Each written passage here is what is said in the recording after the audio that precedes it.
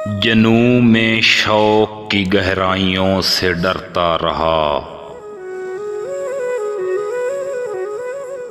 मैं अपनी जात की सच्चाइयों से डरता रहा।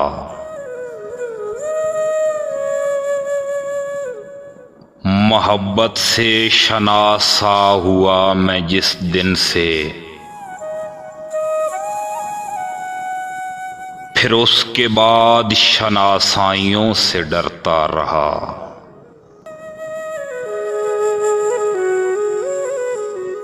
वो चाहता था कि तन्हा मिलूं तो बात करे,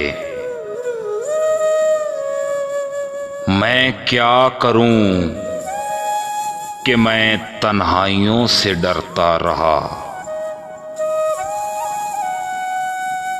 मैं रेगज़ार था, मुझ में बसे थे सन्नाटे, इसलिए तो मैं शहनाइयों से डरता रहा। मैं अपने बाप का यूसुफ था, इसलिए मोहसिन सकून से सो न सका, भाइयों से डरता रहा। मैं अपनी जात की सच्चाइयों से डरता रहा।